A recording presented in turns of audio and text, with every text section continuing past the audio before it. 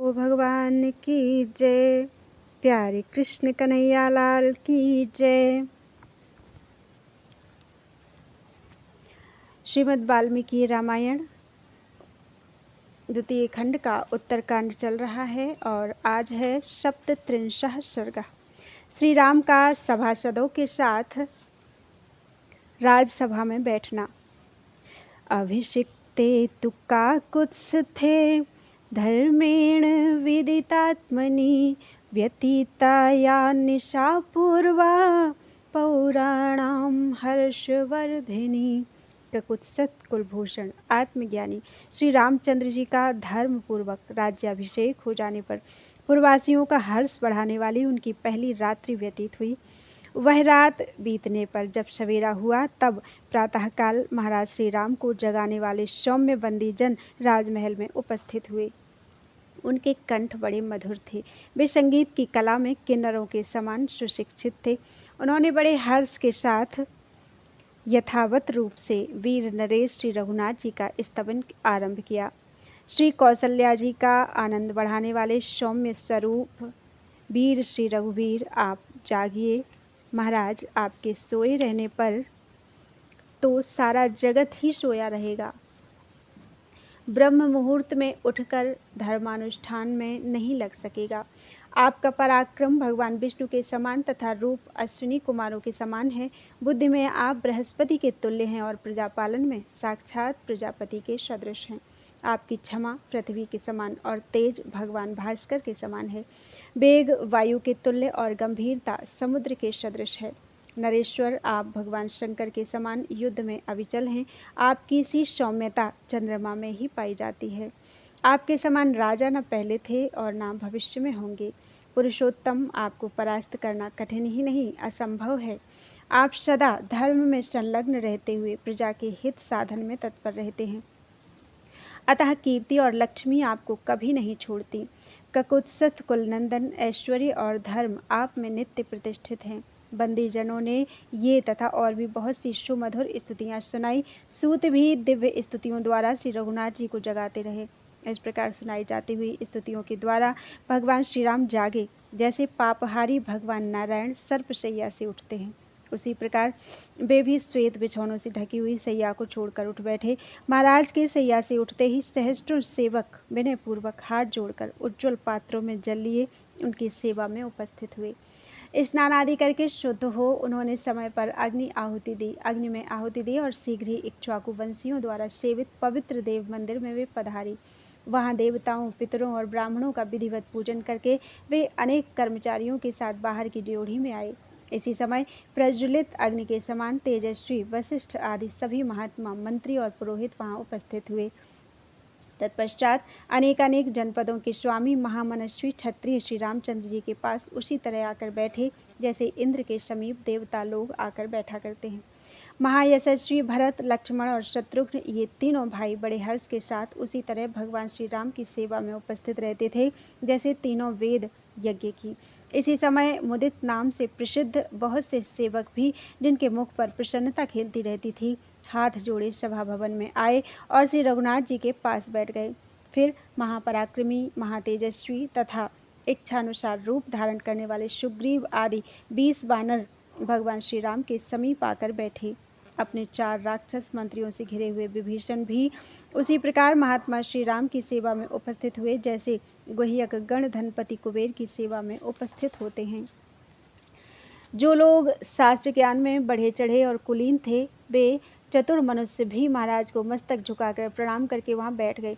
इस प्रकार बहुत से श्रेष्ठ और तेजस्वी महर्षि, महापराक्रमी राजा, वानर और राक्षसों से घिरे राजसभा में बैठे हुए श्री रघुनाथ जी बड़ी शोभा पा रहे थे। जैसे देवराज इंद्र सदा ऋषियों से सेवित होते हैं, उसी प्रकार महर्षि मंडली से घिरे हुए श्री रामचंद्र जी उस समय सहस्त्र लोचन इंद्र से भी अधिक शोभा पा रहे थे। जब सब लोग यथास्थान बैठ गए तब पुराण वेदता महात्मा लोग भिन्न भिन्न धर्म कथाएं कहने लगे। बोलो वृंदावन बिहारी लाल की जय। इत्यार्षे श्रीमद् रामायणे वाल्मीकि आदि काव्ये उत्तरकांडे सप्तत्रिंशः सर्गा। इस प्रकार श्री वाल्मीकि निर्मित आज रामायण आदि काव्य के उत्तरकांड में 37वां सर्ग पूरा हुआ। बोलो वृंदावन बिहारी लाल की जय। 38 सर्ग। श्री राम के द्वारा राजा जनक, युधाजित, प्रतरदन तथा अन्य नरेशों की विदाई। महाबाहु श्री रघुनाथ जी इसी प्रकार प्रतिदिन राजसभा में बैठकर पुरवासियों और जनपद वासियों के सारे कार्यों की देखभाल करते हुए शासन का कार्य चलाते थे। तदनंतर कुछ दिन बीतने पर श्री रामचंद्र जी ने मिथिला नरेश विदेहराज जनक जी से हाथ जोड़कर यह बात कही, महाराज, आप ही हमारे सुस्थिर आश्रय हैं। आपने सदा हम लोगों का लालन पालन किया है। आपके ही बढ़े हुए तेज से मैंने रावण का वध किया है। राजन, समस्त इक्ष्वाकुवंशी और मैथिल नरेशों में आपस के संबंध के कारण सब प्रकार से जो प्रेम बढ़ा है उसकी कहीं तुलना नहीं है। पृथ्वीनाथ, अब आप हमारे द्वारा भेंट किए गए ये रत्न लेकर अपनी राजधानी को पधारें। भरत तथा उनके साथ शत्रुघ्न भी आपकी सहायता के लिए आपके पीछे पीछे जाएंगे। तब जनक जी बहुत अच्छा कहकर श्री रामचंद्र जी से बोले, राजन, मैंने आपके दर्शन तथा न्यायानुसार व्यवहार से बहुत प्रसन्न हूँ। मैं बहुत प्रसन्न हूँ। आपने मेरे लिए जो रत्न एकत्रित किए हैं वह सब मैं अपनी सीता आदि पुत्रियों को देता हूँ। श्री रामचंद्र जी से ऐसा कहकर श्रीमान राजा जनक प्रसन्न चित्त हो श्री राम की अनुमति लेकर मिथिलापुरी को चल दिए। जनक जी के चले जाने के पश्चात श्री रघुनाथ जी ने हाथ जोड़कर अपने मामा कैकेयी नरेश युधाजित से, जो बड़े सामर्थ्यशाली थे, विनयपूर्वक कहा, राजन, पुरुष प्रवर, यह राज्य में भरत, लक्ष्मण और शत्रुघ्न सब आपके अधीन है। यह राज्य में भरत, लक्ष्मण और शत्रुघ्न सब आपके अधीन हैं। आप ही हमारे आश्रय हैं। महाराज कैकेयी राज वृद्ध हैं, वे आपके लिए बहुत चिंतित होंगे, इसलिए पृथ्वीनाथ, आपका आज ही जाना मुझे अच्छा जान पड़ता है। आप बहुत सा धन तथा नाना प्रकार के रत्न लेकर पधारें। मार्ग में सहायता के लिए लक्ष्मण आपके साथ जाएंगे। तब युधाजित ने तथास्तु कहकर श्री रामचंद्र जी की बात मान ली और कहा, रघुनंदन, ये रत्न और धन सब तुम्हारे ही पास अक्षय रूप से रहें। फिर पहले श्री रघुनाथ जी ने प्रणाम पूर्वक अपने मामा की परिक्रमा की। इसके बाद कैकेयी कुल की वृद्धि करने वाले राजकुमार युधाजित ने भी राजा श्री राम की प्रदक्षिणा की। इसके बाद कैकेयी राज ने लक्ष्मण जी के साथ उसी तरह अपने देश को प्रस्थान किया जैसे वृत्तासुर के मारे जाने पर इंद्र ने भगवान विष्णु के साथ अमरावती की यात्रा की थी। मामा को विदा करके रघुनाथ जी ने किसी से भी भय न मानने वाले अपने मित्र काशीराज प्रतरदन को हृदय से लगाकर कहा, राजन, आपने राज्याभिषेक के कार्य में भरत के साथ पूरा उद्योग किया है और ऐसा करके अपने महान प्रेम तथा परम सौहार्द का परिचय दिया है। काशीराज, अब आप सुंदर परकोटों तथा मनोहर फाटकों से सुशोभित और अपने ही द्वारा सुरक्षित रमणीय पुरी वाराणसी को पधारिए। ऐसा कहकर धर्मात्मा श्री राम ने पुनः अपने उत्तम आसन से उठकर प्रतरदन को छाती से लगा उनका गाढ़ आलिंगन किया। इस प्रकार कौशल्या का आनंद बढ़ाने वाले श्री राम ने उस समय काशीराज को विदा किया। श्री रघुनाथ जी की अनुमति पाकर उनसे विदा लेकर निर्भय काशीराज तत्काल वाराणसीपुरी की ओर चल दिए। काशीराज को विदा करके श्री रघुनाथ जी हंसते हुए अन्य 300 भूपालों से मधुर वाणी में बोले, मेरे ऊपर आप लोगों का अविचल प्रेम है, जिसकी रक्षा आपने अपने ही तेज से की है। आप लोगों में सत्य और धर्म नियत रूप से नित्य निरंतर निवास करते हैं। आप महापुरुषों के प्रभाव और तेज से ही मेरे द्वारा दुर्बुद्धि, दुरात्मा, राक्षसाधम रावण मारा गया है। मैं तो उसके वध में निमित्त मात्र बना हूँ। वास्तव में तो आप लोगों के तेज से ही पुत्र, मंत्री, बंधु बांधव तथा सेवक गणों के सहित रावण युद्ध में मारा गया है।